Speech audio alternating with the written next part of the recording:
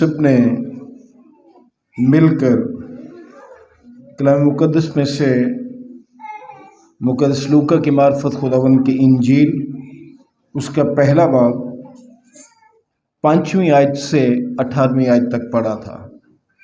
एक मरतबा फिर हम मुक़द्दस लूका ही की इंजील में से चंद आयत पढ़ेंगे और पहले बाब की 26वीं आयत से 34वीं आयत तक आपके लिए पढ़ रहा हूँ। मुक़द्दस लूका की मार्फत हमारे खुदावंद की इंजील पहला बाब 26वीं आयत से 34वीं आयत तक पढ़ रहा हूँ। छठे महीने में जिब्राइल फरिश्ता खुदा की तरफ से गलील के एक शहर में जिसका नाम नासरत था एक कुंवारी के पास भेजा गया, जिसकी मंगनी दाऊद के घराने के एक मर्द यूसुफ नाम से हुई थी और उस कुंवारी का नाम मरियम था। और फरिश्ते ने उसके पास अंदर आकर कहा, सलाम तुझको जिस पर फजल हुआ है, खुदावंद तेरे साथ है। वो इस कलाम से बहुत घबरा गई और सोचने लगी कि ये कैसा सलाम है। फरिश्ते ने उससे कहा, ऐ मरियम खौफ न कर, क्योंकि खुदा की तरफ से तुझ पर फजल हुआ है, और देख तू हामला होगी और तेरे बेटा होगा, उसका नाम यीशु रखना। वो बुजुर्ग होगा और खुदा ताला का बेटा कहलाएगा, और खुदावंद खुदा उसके बाप दाऊद का तख्त उसे देगा, और वो याकूब के घराने पर अबद तक बादशाही करेगा, और उसकी बादशाही का आखिर ना होगा। मरियम ने फरिश्ते से कहा, ये क्यों कर होगा, जबकि मैं मर्द को नहीं जानती। खुदावंद की बरकत उसके पाक कलाम के पढ़े और सुने जाने पर हो, आमीन। आइए एक दफ़ा फिर अपने सरों को खुदावंद के हुजूर झुकाएं और दुआ मांगें। खुदावंद यीशु मसीह में हमारे रहीम बाप, बड़ी आजिज़ी, हलीमी और फ़रोतनी के साथ तेरे फ़ज़ल के तख्त के सामने आते हैं, तेरी शुक्रगुजारी करते हुए आज के इस खूबसूरत दिन के लिए जिसमें हम तेरे बेटे अपने निजात दहंदा के इस दुनिया में आने के दिन की यादगार मनाने के लिए इकट्ठे हैं। हमारी मिन्नत है खुदावंद के पूरी दुनिया में जहाँ कहीं भी ईमानदार इकट्ठे हैं, उन सब पर और उनके ख़ानदानों पर तेरी बरकत हो। अपने तमाम खादमों को पाक रूह की मामूरी से इस्तेमाल कर गिरजाघरों की या दीगर जिन जगहों पर भी तेरे लोग इबादत के लिए इकट्ठे हैं, उनकी हिफाजत कर। रहीम बाप, तेरा अदना खादिम अपने सारे गुनाहों का इकरार करके अपनी खामियों को मानते हुए तेरे हुजूर हाजिर है, और इस बात का भी इकरार करता है कि मेरा इल्म अकल दोनों नाकिस हैं। तू अपने पाक रूह की रहनुमाई अता कर, और ये फजल बख्श से खुदावंद के हम ना महज इस पाक कलाम के सुनाने वाले या सुनने वाले, बल्कि इस पर अमल करने वाले बने। पाक रूह की रहनुमाई चाहते हैं, और हमारी मिन्नत है कि जब तक हम तेरा पाक कलाम सुने, हमारी पूरी तवज्जो तेरी आवाज़ की तरफ हो, ताकि खुदावंद सुनने के बाद रूहुल कुद्स के वसीले से कायलियत पाकर इस पर अमल करें। यीशु मसीह के प्यारे और जलाली नाम से मांगते हैं, आमीन।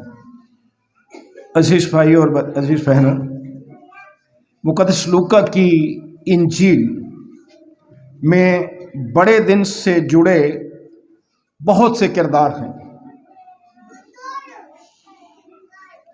लेकिन आज मैं सिर्फ आपकी तवज्जो 2 किरदारों पर दिलाना चाहता हूं, और उनके किरदार पर तवज्जो करना हम सब के लिए बहुत फ़ायदेमंद हो सकता है। हमने پہلے باب کی 5ویں آیت سے 18ویں آیت، اور پھر میں نے ابھی آپ کے سامنے پہلے باب کی 26ویں آیت سے 34ویں آیت تک پڑھا۔ ان دونوں حوالہ جات میں خدا کے بندے زکریا کا ذکر ہے، اور پھر ہم نے پڑھا مریم کے بارے کہ زکریا کو بھی بیٹے کی خوشخبری دی گئی اور مقدسہ مریم کو بھی بیٹے کی خوشخبری دی گئی۔ جو ان کا جواب تھا، زکریا کا کیا جواب تھا یہ سن کر، اور مریم کا کیا جواب تھا، ان پر بعد میں آتا ہوں، لیکن میں چاہتا ہوں کہ اس سے پہلے ہم پرانے عہد نامے کے 2 کرداروں پر غور کر لیں تاکہ بات پورے طور سے کھل کر ہمارے سامنے آ سکے۔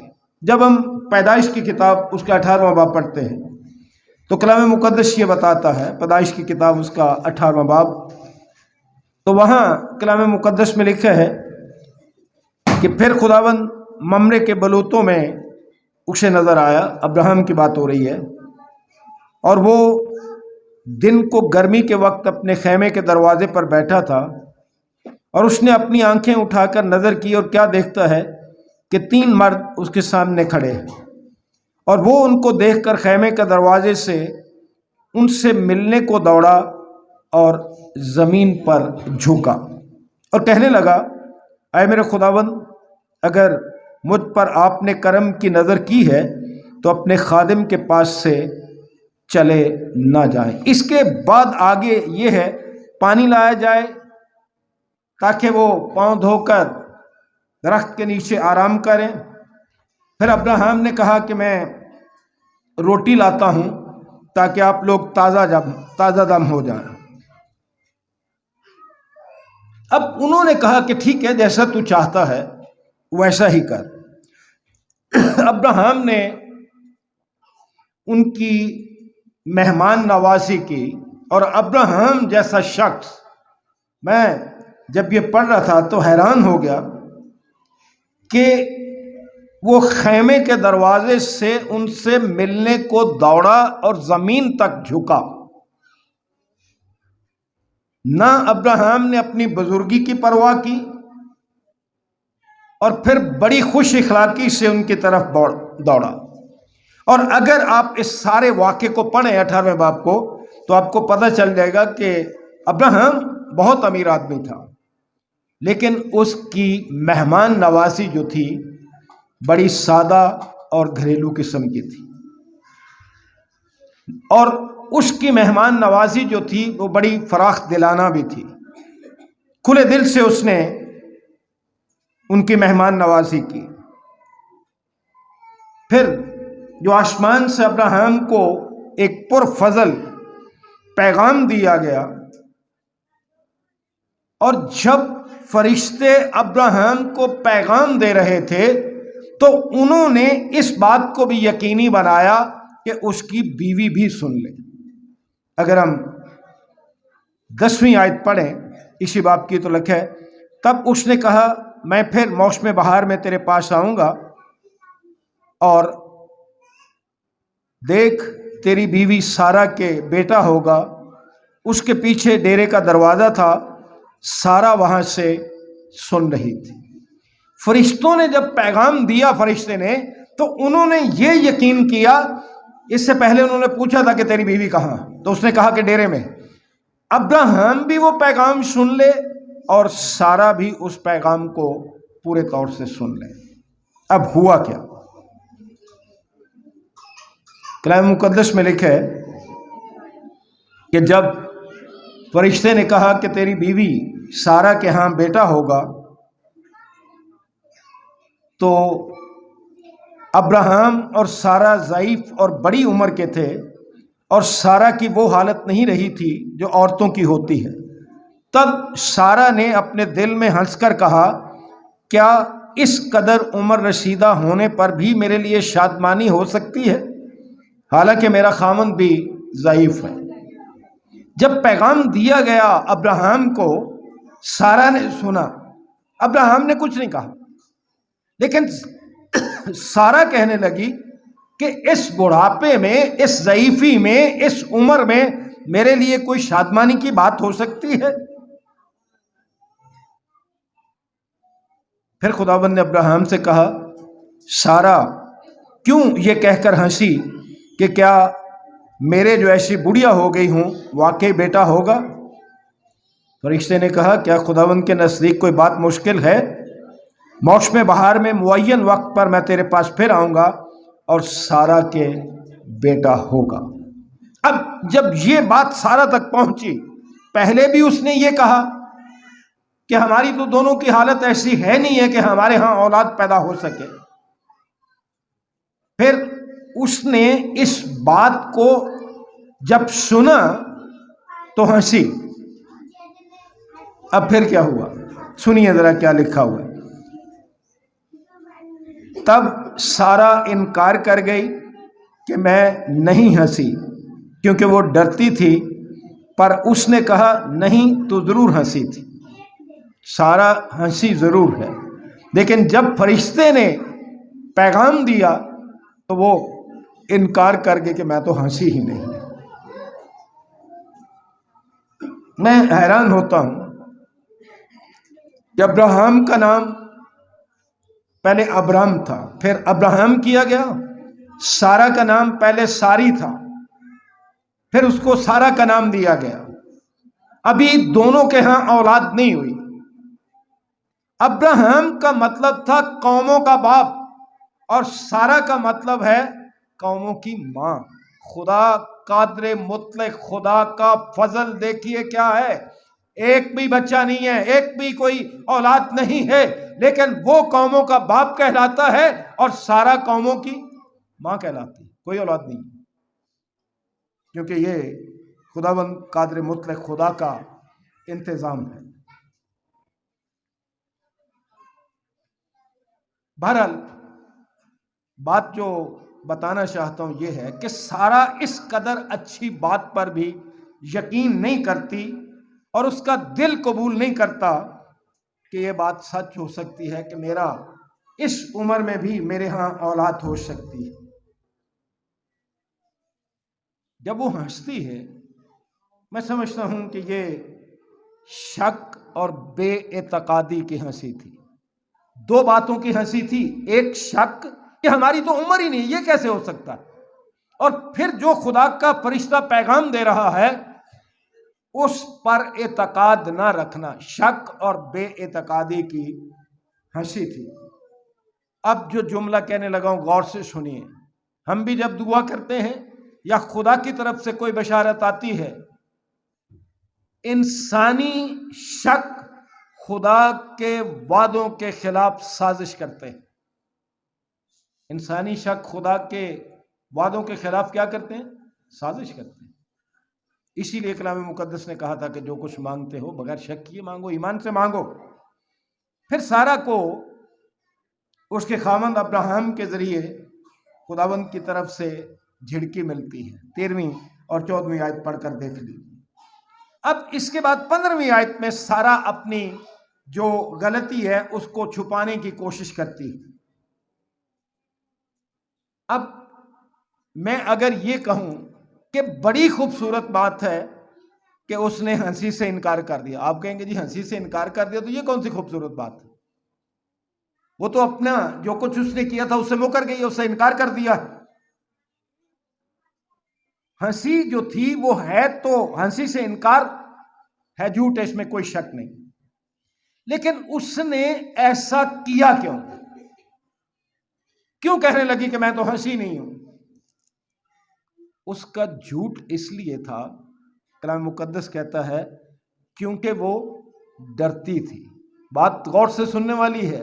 وہ اس لیے اپنی ہنسی سے انکار کر گئی کیونکہ وہ ڈرتی تھی۔ اس کا مطلب ہے کہ خدا کا خوف اسے تھا۔ اس نے ایسا کہنے سے اپنی بے اعتقادی سے دستبردار ہو گئی کہ میں نے کیا کیا، میں نے خدا کے پیغام پر شک کیا، میں بے اعتقاد ہو گئی تھی۔ اب جب اس نے ساری صورتحال کو جان لیا کہ یہ تو میرے بارے خدا کا وعدہ ہے، تو اس نے اپنے دل سے بے اعتقادی اور شک کے سارے خیال نکال دیے۔ اب اسے سزا کوئی نہیں ملی۔ اس کے بعد ایک شخص آتا ہے، قضات کی کتاب اس کا 6واں باب، وہ بھی خدا کے ساتھ کچھ ایسا ہی کرتا ہے۔ خدا اس کے ہاتھوں بنی اسرائیل کو رہائی دینا چاہتا ہے، لیکن اسے اس بات پر یقین نہیں آ رہا، اور وہ اس یقین کے لیے خدا کو 2 مرتبہ آزماتا ہے۔ قضات کی کتاب اس کا 6واں باب، جدعون کی بات کر رہا ہوں۔ خدا اس کے ہاتھ سے بنی اسرائیل کو رہائی دینا چاہتا تھا، اس نے شک کیا اور خدا سے نشان مانگا۔ 6 باب کی 36ویں اور 37ویں آیت میں لکھا ہے، تب جدعون نے خدا سے کہا، اگر تو اپنے قول کے مطابق میرے ہاتھ کے وسیلے سے بنی اسرائیل کو رہائی دینی چاہتا ہے تو دیکھ، میں بھیڑ کی اون کھلیہان میں رکھ دوں گا، سو اگر اوس وقت اون ہی پر پڑے اور آس پاس کی زمین سب سوکھی رہے تو میں جان لوں گا کہ تو اپنے قول کے مطابق بنی اسرائیل کو میرے ہاتھوں کے وسیلے سے رہائی بخشے۔ کیا مانگا ہے کہ میں کھیت میں اون رکھوں گا تو جب آسمان سے اوس گرتی ہے تو خدا کو آزما رہا ہے کہ صرف یہ اون گیلی ہونی چاہیے، باقی کوئی جگہ باقی نہ کہیں اوس پڑے۔ خدا قادر مطلق خدا ہے، وہ سب کچھ کر سکتا ہے۔ جب یہ ہو گیا تو جدعون کو پھر یقین نہیں آیا، اور 38ویں آیت میں لکھے، اور ایسا ہی ہوا کیونکہ وہ صبح کو جو سویرے اٹھا اور اس اون کو دبایا اور اون میں سے اوس نچوڑی تو پیالہ بھر پانی نکلا۔ اس کے بعد جدعون پھر بھی اعتقاد نہیں کیا۔ اب جدعون نے خدا سے کہا، تیرا غصہ مجھ پر نہ بھڑکے، میں فقط ایک بار اور عرض کرتا ہوں، میں تیری منت کرتا ہوں کہ فقط ایک بار اور اس اون سے آزمائش کر لوں، اب صرف اون ہی اون خشک رہے اور آس پاس کی سب زمین پر اوس پڑے۔ دیکھیے خدا کو کس طرح آزمایا، پہلے بھی نہیں مانا، دوسری بار پھر آزما لیا کہ باقی جگہوں پر اوس پڑے اور اون جو ہے وہ خشک رہے۔ ایک بات میں یہاں ضرور کہنا چاہوں گا کہ جب کوئی خدا سے بات کرتا ہے نا، مجھے افسوس ہے کہ آج کل تو ہم جو خدا سے مانگتے ہیں ہم بڑا روب ڈالتے ہیں، ابھی کر ابھی کر، اتنی اونچی ہماری آواز ہوتی ہے کہ ہم پتہ ہی نہیں لگتا کہ ہم خدا سے، بادشاہوں کے بادشاہ سے بات کر رہے ہیں، خالق خدا سے بات کر رہے ہیں۔ جدعون سے کچھ سیکھ لیجیے، اس نے کیا کہا، تیرا غصہ مجھ پر نہ بھڑکے، میں فقط ایک بار اور عرض کرتا ہوں، میں تیری منت، یہ ہے ایمانداروں کا حال کہ منت کریں خدا کے حضور، التجا کریں، التماس کریں، روب نہ ڈالیں خدا پر کہ یہ تو ابھی کر دے۔ بہرحال اس نے دونوں نشان دیکھ لیے، دونوں مرتبہ دیکھ لیا، 2 دفعہ شک کیا، ایک لفظ بھی نہیں لکھا کہ جدعون کو خدا نے سزا دی۔ اب آگے مقدسہ مریم کی بات، جو مقدس لوکا کی انجیل میں سے ہم نے پڑھا تھا، پہلے باب کی 28ویں آیت سے۔ فرشتہ مقدسہ مریم کے پاس آتا ہے اور کہتا ہے، سلام تجھ کو جس پر فضل ہوا ہے، خداوند تیرے ساتھ ہے۔ اب بڑی حیرانی کی بات ہے کہ مقدسہ مریم جیسی نوجوان، خدا خوف، راش باز، جس پر خدا نے اتنا بڑا فضل کیا کہ دنیا کا نجات دہندہ اس کے وسیلے سے اس دنیا میں آئے، جب فرشتے نے سلام کیا تو کہنے لگی، یہ کیسا سلام ہے؟ اس کے سلام کا جواب نہیں دیا، خوف اتنا چھا گیا کہ اس کے سلام کا جواب نہیں دیا، بلکہ یہ کہا کہ یہ کیسا سلام ہے؟ تو فرشتے نے کہا دیکھ تو حاملہ ہوگی اور تیرے بیٹا ہوگا۔ اب مریم نے کیا کہا؟ سارا کو اپنے ذہن میں رکھیے، جدعون کو اپنے ذہن میں رکھیے، اور اب مقدسہ مریم نے فرشتے سے کہا یہ کیوں کر ہوگا جب کہ میں مرد کو نہیں جانتی؟ میرے اولاد کیسے ہو سکتی ہے؟ میرے بیٹا کیسے ہو سکتا ہے؟ میں تو کسی مرد سے واقف نہیں ہوں، یہ ناممکن ہے۔ اس بات سے مقدسہ مریم ایسی گھبرائی کہ جیسا میں نے گزارش کی کہ اس نے فرشتے کے سلام کا جواب بھی نہیں دیا۔ وہ جانتی تھی، شاید اس کے من میں یہ بات ہو کہ میں تو اس لائق نہیں کہ میرے ساتھ خدا اس قدر بڑی بات کا وعدہ کرے کہ کنواری کے ہاں کوئی بیٹا پیدا ہو، میں شاید اس لائق نہیں ہوں۔ اب آپ کو بات سمجھ آئی کہ اس کا انکار کس وجہ سے تھا؟ اب فرشتے نے جب یہ بتایا، پہلے باب کی 36ویں آیت غور سے سنیے۔ فرشتے نے کیا، جب مقدسہ مریم نے کہا نا کہ یہ کیسے ممکن ہے، میں تو کسی مرد کو نہیں جانتی، تو 36ویں آیت میں لکھے فرشتے نے کہا اور دیکھ تیری رشتہ دار الشبہ کے بھی بڑھاپے میں بیٹا ہونے والا ہے، اور اب اس کو جو بانجھ کہلاتی تھی 6واں مہینہ ہے، کیونکہ جو قول خدا کی طرف سے ہے وہ ہرگز بے تاثیر نہ ہو۔ مقدسہ مریم نے ضرور یہ کہا ہے کہ یہ کیسے ممکن ہے، میں کسی مرد کو نہیں جانتی، لیکن جب فرشتے نے اس کی رشتہ دار الشبہ کا حوالہ دیا تو وہ اپنی رشتہ دار سے بخوبی واقف تھی کہ کتنی بوڑھی ہے، اس کے کیسے اولاد ہو سکتی ہے، اس کا خامد بھی اتنا بوڑھا ہے، ان کے کیسے اولاد ہو سکتی ہے۔ تو جب فرشتے نے ان کا حوالہ دیا تو مقدسہ مریم بھی سمجھ گئی، اور آگے لکھا ہے مریم نے کہا دیکھ میں خدا کی بندی ہوں، میرے لیے تیرے قول کے موافق۔ جب اس نے دیکھا کہ الشبہ اور ذکریہ کہ ہاں اس بڑھاپے میں بچہ پیدا ہو سکتا ہے، اور فرشتہ کہہ رہا ہے کہ تیری رشتہ دار الشبہ کو 6واں مہینہ ہے، سر نیچے کر کے خدا ان کی بات مان لی۔ اسے پتہ چل گیا کہ خدا ناممکنات کا خدا ہے۔ اگر ذکریہ اور الشبہ کے ہاں بیٹا پیدا ہو سکتا ہے اور اسے 6واں مہینہ ہے، تو مجھ کنواری پر بھی خداوند کا فضل ہوا ہے۔ پھر کہنے لگی دیکھ میں خدا کی بندی ہوں، میرے لیے تیرے قول کے موافق، جیسا خداوند نے کہہ دیا ایسا ہو۔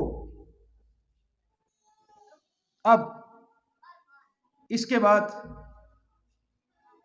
ذکریہ کا جب ہم بیان پڑھتے ہیں تو میری بات غور سے سنیے، یہ بات آپ کو بعد میں سمجھ آئے گی۔ مقدس لوکا کی انجیل میں ذکریہ کے بارے کچھ بیانات ایسے ہیں جنہیں سمجھنا تھوڑا مشکل ہے، اور جنہیں سمجھ نہیں آتی وہ ایک دم اس پہ اعتراض کر دیتے ہیں۔ اب ذکریہ کون؟ یہ شخص یوحنا بپتسمہ دینے والے کا باپ ہارون کی اولاد میں سے ہے اور کاہن ہے۔ دنیا میں جتنی برکت 2 گھرانوں کو ملی ہے، جتنی عزت 2 گھرانوں کو ملی ہے، کسی اور گھرانے کو نہیں ملی۔ ایک ہارون کے گھرانے اور دوسرے داؤد کے گھرانے کو۔ جتنی برکت جتنی عزت ان 2 گھرانوں کو خداوند نے دی ہے اور کسی گھرانے کو نہیں ملی۔ اور ذکریہ اور اس کی بیوی کے بارے بتایا گیا ہے کہ دونوں خدا کے حضور راست باز تھے۔ 6 آیت پڑھ کے دیکھ لیجیے، دونوں، ایک بھی نہیں، دونوں خدا کے حضور راست باز تھے اور خدا کے احکام پر بے عیب چلنے والے تھے۔ ان کے ہاں اولاد نہیں تھی کیونکہ الشبہ بانجھ تھی اور دونوں عمر رسیدہ تھے۔ میں حیران ہوتا ہوں، آج کسی کے ہاں اولاد نہیں ہے، کوئی بیمار پڑ گیا ہے، ایک جملہ ہم نے رٹا ہوا سیدھا سا، انہیں جی توبہ نہیں کی تھی، انہیں جی بپتسمہ نہیں لیا، یہ جی ساڑھے گرجے نہیں ہوتا، اس واسطے دے اولاد کوئی نہیں، اس واسطے بیمار۔ اور خدا کے لوگوں، یہ تو خدا کے لوگ ہیں، راست باز ہیں، ایماندار ہیں، خداوند کے احکام پر چلنے والے ہیں، پھر انہیں خدا نے کیوں اولاد نہیں دی؟ کیا ابراہیم اور سارہ بھی خداوند کے نہیں تھے؟ انہیں اولاد نہیں دی؟ خدا کے اپنے منصوبے ہیں، اسے معلوم ہوتا ہے کہ میں نے کب کون سا کس کو کون سی برکت دینی۔ سارا اور ابراہم کو ساری عمر کے بعد برکت دی، یہی حال زکریا اور الشبا کا ہم دیکھ رہے ہیں۔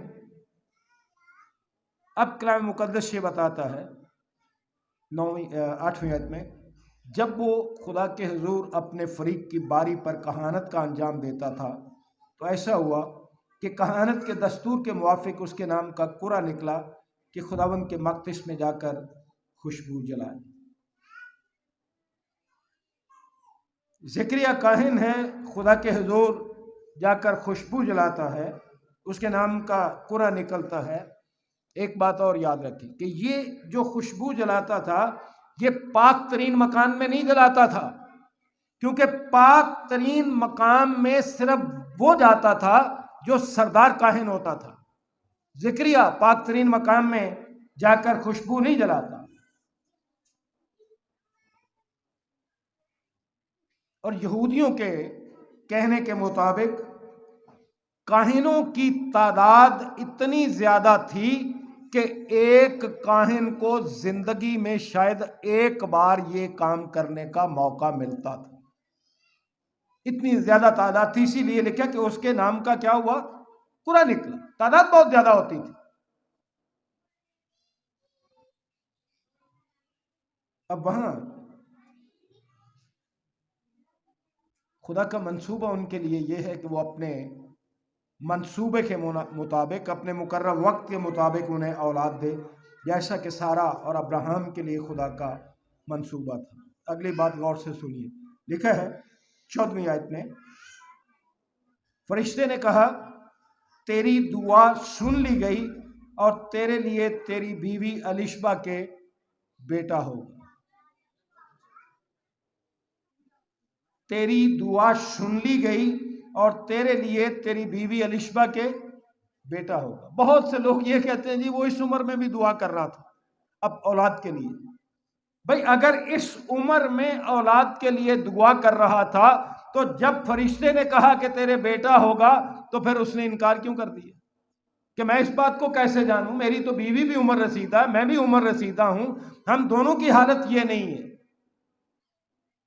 دراصل جو دعا وہ جوانی میں کرتا تھا جب ان کی یہ حالت تھی کہ ان کے ہاں اولاد پیدا ہو سکے، اس دعا کا جواب اب بڑھاپے میں آ کر خداوند نے دیا تھا۔ اس لیے فرشتہ کہتا ہے کہ تیری دعا سن لی گئی۔ آپ اپنے وقت کے مطابق خدا کو چلانا چاہتے ہو، خدا اپنے وقت کے مطابق کام کرتا ہے۔ میں نے ہمیشہ یہ کہا ہے کہ خدا کو اپنے وقت کے مطابق نہ ڈھالنے کی کوشش کرو، خدا کے وقت کے مطابق اور اس کے منصوبے کے مطابق ڈھلنا سیکھو۔ اگر وہ اس حالت میں بھی دعا کر رہا ہوتا تو جب فرشتے نے اسے پیغام دیا تھا کہ الشبا کے بیٹا ہوگا تو اس نے جو جواز پیش کیا تھا اور فرشتے کے پیغام پر یقین نہیں کیا تھا وہ یہی تھا کہ میں اس بات کو کس طرح جانوں۔ 18ویں آیت پڑھ دیتا ہوں۔ زکریا نے فرشتے سے کہا میں اس بات کو کس طرح جانوں کیونکہ میں بوڑھا ہوں اور میری بیوی عمر رسیدہ۔ اب آپ کو سمجھ آئی کہ اس حالت میں یا اس عمر میں وہ دعا نہیں کر رہا تھا، جو پہلے دعا کی ہوئی تھی اس کا خدا نے اس وقت جواب دیا۔ اب زکریا نے یقین نہیں کیا۔ پہلے 3 لوگ آپ کے ذہن میں ہیں، اب سارا، جدعون اور مریم، انہوں نے خدا کی بات پر یقین نہیں کیا۔ کسی کو سزا ملی، کسی کو بھی نہیں ملی۔ اب یہاں زکریا نے جب یقین نہیں کیا تو جب اس نے کہا کہ میں اس بات کو کس طرح جانوں کیونکہ میں بوڑھا ہوں اور میری بیوی عمر رسیدہ ہے، زکریا کے یقین نہ کرنے کی سزا یہ ملی۔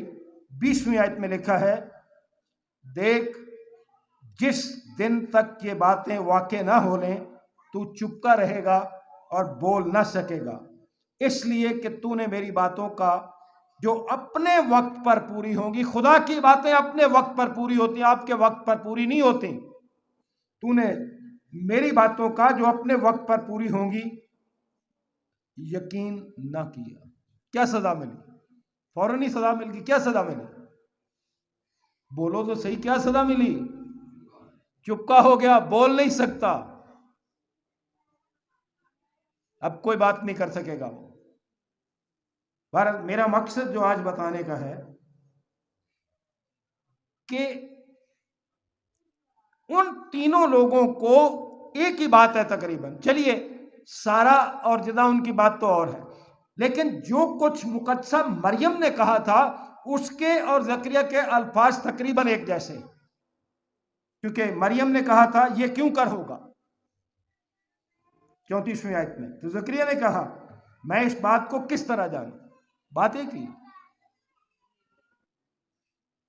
اب میرے لیے اور آپ کے لیے زکریا جو ہے, چلیے کہہ لیجیے گونگا ہو گیا, بول نہیں سکتا. کان کھول کر سن لیجیے کہ اس کی سزا میں اور کیا کیا شامل تھا. جب اس کا بیٹا پیدا ہو جاتا ہے یوحنا, تو کلام مقدس یہ بتاتا ہے 60ویں آیت میں, بلکہ 59ویں آیت پڑھ دیتا ہوں. اور 8ویں دن ایسا ہوا کہ وہ لڑکے کا ختنہ کرنے آئے اور اس کا نام اس کے باپ کے نام پر زکریا رکھنے لگے, مگر اس کی ماں نے کہا نہیں, بلکہ اس کا نام یوحنا رکھا جائے. انہوں نے اس سے کہا تیرے کنبے میں کسی کا یہ نام نہیں, اور انہوں نے اس کے باپ کو اشارہ کیا کہ تو اس کا نام کیا رکھنا چاہتا ہے. کوئی بات سمجھ میں آئی آپ کو؟ ہے سزا بظاہر یہ لگتی ہے کہ وہ گونگا ہو گیا, بول نہیں سکتا, لیکن اس سزا میں وہ بہرا بھی ہو گیا تھا, کیونکہ جو یونانی زبان کے الفاظ استعمال ہوئے ہیں, ورنہ لوگوں کو اشارہ کر کے پوچھنے کی کیا ضرورت تھی. لوگوں نے کیا کیا اسے اشارہ, اگر سننے کی بات تھی تو وہ ویسے ہی سن لیتا, بول تو سکتا نہیں تھا.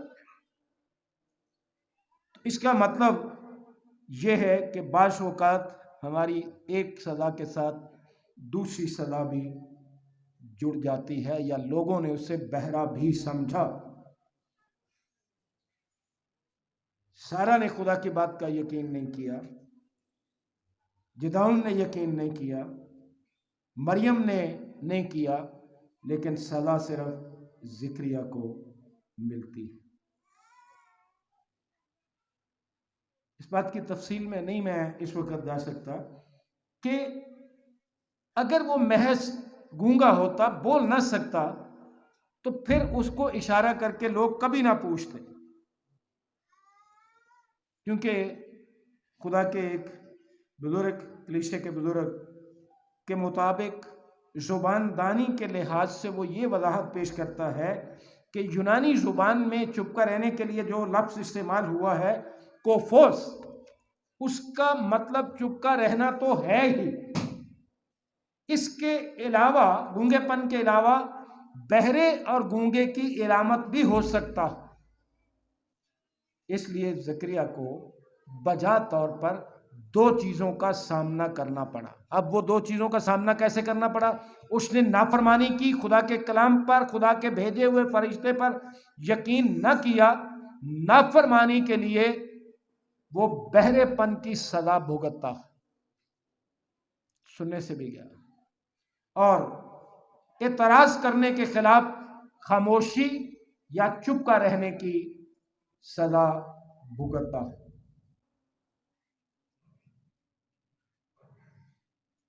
عزیز بھائیوں اور عزیز بہنوں, آج اس بڑے دن کے موقع پر میں نے یہ سارا کچھ کیوں آپ کے سامنے رکھا؟ شاید بہت سے سوچتے ہوں کہ جی ہمیں پائی صاحب کیا سنا رہے, اس کا بڑے دن کے ساتھ کیا تعلق ہے. بتانا یہ چاہتا ہوں کہ خدا نے زکریا کو گونگا بنا دیا. جو لوگ اعتراض کرتے ہیں نا, جیسا میں نے پہلے کہا تھا کہ زکریا مقدس لوکا کی انجیل میں کچھ باتیں ایسی ہیں جن کو سمجھنا ذرا مشکل ہے. 20वीं आयत में लिखा है, और देख जिस दिन तक ये बातें वाक़ई ना हो लें तू चुपका रहेगा और बोल न सकेगा, इसलिए कि तूने मेरी बातों का जो अपने वक्त पर पूरी होंगी यकीन न किया। और 62वीं आयत में लिखा है, और उन्होंने उसके बाप को इशारा किया कि तू उसका नाम क्या रखना चाहता है। जो एतराज़ करने वाले हैं वो कहते हैं कि जी अगर वो चुपका ही था तो फिर इशारे करके उसको क्यों पूछते थे। ये तो इस इंजील में तजाद है, तजाद नहीं है। एक जगह सिर्फ बात को मुख्तसर तौर से बयान किया गया है और दूसरी जगह उस बात की तफसील बयान कर दी गई। अब दोनों बातें इसलिए हैं क्योंकि ईमान, रोमियो का खत क्या कहता है 10वें बाब की 17वीं आयत, ईमान कैसे पैदा होता है? सुनने से। ईमान सुनने से पैदा होता है। लिहाजा जिब्राइल की मार्फत खुदा की बात का यकीन न करना, उस पर ईमान न लाने के सबब ज़िक्रिया को आर्जी तौर पर सुनने से भी महरूम होने की सजा मिलती है। क्यों? ताकि वो दूसरों को भी कम एतकादी और ईमान की कमी और तज़हीक की तरफ न ले जाए, ताकि दूसरों को भी वो पैगाम न देता फिरे कम एतकादी का। उसे गूंगा कर दिया गया ताकि वो दूसरों को इस बात की तरफ न ले जाए। पहली सजा उसके अपने फायदे के लिए थी और दूसरी सजा या सजा का दूसरा हिस्सा जो है वो दूसरों के लिए फायदा था, ताकि ये किसी को कम एतकादी की तरफ ना ले जाए। अब एक दफ़ा फिर जहाँ तक मुकद्दसा मरियम और ज़िक्रिया के जवाबात का ताल्लुक है, जब फरिश्ते ने उन्हें पैगामात दिए बेटा होने के, दोनों का जवाब मैंने गुजारिश की कि तकरीबन एक जैसा है। लेकिन यहाँ ये समझना ज़रूरी है कि तहरीरी इबारात जो लिखी हुई हैं ये लहजों से बहरी है, ये लहजे नहीं सुनती। आज मेरा पैगाम आप सबके लिए इस बड़े दिन पर यही है। हो सकता है कि मुकद्दसा मरियम का जवाब आजिज़ाना और जवाब तलब हो। जब उसने कहा कि ये कैसे हो सकता है, उसने आजिज़ी से पूछा हुआ, दहशत उस पर थी और उसने पूछने के लिए या मालूम करने के लिए, जवाब लेने के लिए कहा, जबकि ज़िक्रिया का लहजा जो है शायद ज़्यादा बयानबाजी, मशकूक और तंजिया था, इसलिए उसे सजा मिली। चलिए ये बात तो बज़ाहिर ही हम कयास कर सकते हैं ना, लेकिन दिल तो सिर्फ खुदावंद ही जानता है कि उसे क्यों सजा मिली, लेकिन हम अंदाज़ा ज़रूर कर सकते हैं। हम यकीन से कुछ नहीं कह सकते क्योंकि दिल या आवाज़ के लहजे की अंदरूनी वजह कोई ना कोई तो होगी ना कि उसे सजा मिली। जो अल्फाज की रूह या माहियत को मुख्तलिफ बना देती है। वही लफ्ज़ एक बंदा कहता है उसे सजा मिलती है, वही लफ्ज़ दूसरी बंदी कहती है उसे सजा नहीं मिलती। अब खुदा बेइंसाफ नहीं। हमें आज बड़े दिन पर यह बात याद रखने की ज़रूरत है कि ज़िक्रिया फितरत के मामले में शक करता है। क्यों सज़ा मिली? वो फितरत के मामले में शक करता है और इस शक को खुदा पहले दूर कर चुका था। मैंने सारा की बात आपको क्यों बताई? इतनी पहले बात हो चुकी थी और उस वक्त सारा भी हंसी, अब्राहम बूढ़ा है। ज़िक्रिया को काहिन होते हुए यह मालूम होना चाहिए था कि खुदा पहले भी ऐसी कुदरत का इस्तेमाल कर चुका। उसने ईमान नहीं रखा उस पर। सारा और अब्राहम की बात से समझ जाता, उम्र की तो बात ही नहीं है, उनकी कौन सी उम्र थी। इसलिए काहिन होते हुए उसे ये जान लेना चाहिए था कि खुदा ने पहले सारा और अब्राहम के साथ भी ऐसा किया। अब मैं क्यों इनकार कर रहा हूं? خدا نے سارہ اور ابراہیم کو اس ضعیفی اور بڑی عمر کے ہونے کے باوجود بچہ پیدا کرنے کے اہل بنا دیا تھا، اور سارہ اور ابراہیم کو یہ بھی کہا گیا تھا کہ کیا خداوند کے نزدیک کوئی بات مشکل ہے؟ زکریا کو اس بات سے بھی واقفیت ہونی چاہیے تھی کہ خدا کے نزدیک کوئی بات مشکل ہے۔ زکریا نے ابراہیم کے بارے خدا کی معجزانہ قدرت کا ذکر پڑھا اور سنا ہوگا، اسے عمر کا جواز پیش ہی نہیں کرنا چاہیے، اس لیے شاید سزا ملی۔ جبکہ مقدسہ مریم جو ہے وہ حیران ہے، حیرت زدہ ہے کہ وہ تو اپنا کنوار پن پہلے ہی خداوند کی نظر کر چکی۔ اس طرح وہ خدا کی بزرگی اور تکریم کرتی ہے، جبکہ بظاہر معلوم ہوتا ہے کہ زکریا خدا پر شک کرتا ہے، اس لیے اسے سزا ملی۔ بہرحال ہمیں آج بڑا دن جو ہے اپنے لہجوں اور رویوں پر غور کرنے کے لیے ہمارے سامنے ایک چیلنج رکھ رہا ہے۔ اپنی باتوں، اپنے لفظوں اور اپنے لہجوں پر آج غور کیجئے اس بڑے دن کے موقع پر۔ یہ بڑا دن ہمیں اپنے الفاظ اور لہجوں اور رویوں پر غور کرنے کی دعوت دے رہا ہے۔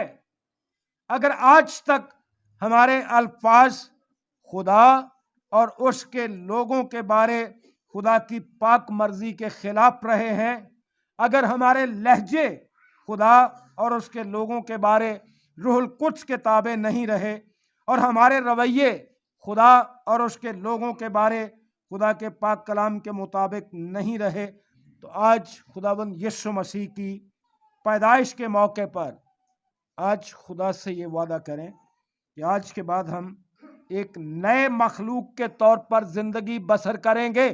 خدا کا بیٹا اس دنیا میں آیا ہی اس لیے تھا کہ ہمیں موت سے نکال لے، زندگی میں لے آئے، ابدی موت سے چھٹکارا دے کر ابدی زندگی دے اور ہمیں ایک نیا مخلوق بنا دے۔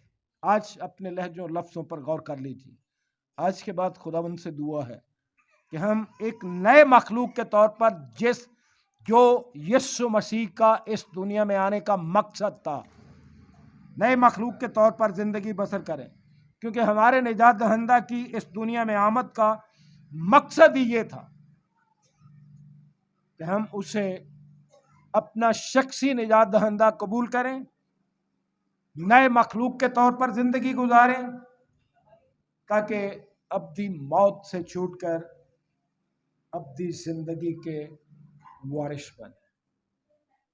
نہ جانے ہم نے کس کس انداز میں خداوند یسوع مسیح کے اس دنیا میں پیدا ہونے کی تیاریاں کی، کس کس انداز سے ہم نے اس کو منایا ہے، منا رہے ہیں، لیکن اگر اپنا اندر آج ان لہجوں، ان لفظوں اور ان رویوں سے پاک نہیں ہوا جو خداوند کو ناپسند ہے، تو پھر بڑے دن کا کوئی فائدہ نہیں۔ خاص طور سے مقدسہ مریم اور زکریا ہمارے لیے ایک چیلنج ہے کہ ہم اپنے رویوں اور لفظوں پر غور کریں، کہیں خدا کی طرف سے سزا کے لائق نہ ٹھہرے۔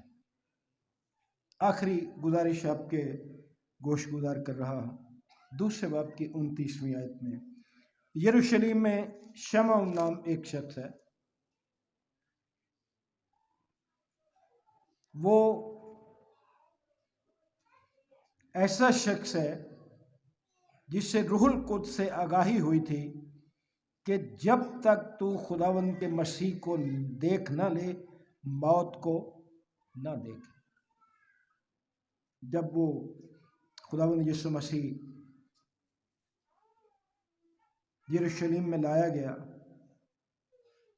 شمعون نے اسے اپنی گود میں لے کر خدا کی حمد کرتے ہوئے یہ کہا، اے مالک، اب تو اپنے خادم کو اپنے قول کے موافق سلامتی سے رخصت کرتا ہے، کیونکہ میری آنکھوں نے تیری نجات دیکھ عزیز بھائی اور عزیز بہن، آج خداوند سے دعا کیجئے کہ جب تک ہم خداوند کی نجات دیکھنا لیں، یہ کیا ہم گیت گا رہے تھے، دیکھو نجات آ گئی، آ تو گئی، اگر قبول نہیں کیا تو اس سے پہلے اس دنیا سے چلے گئے تو اپنا اندازہ کر لیجئے کہ کہاں اپنی ابدیت گزارو گے۔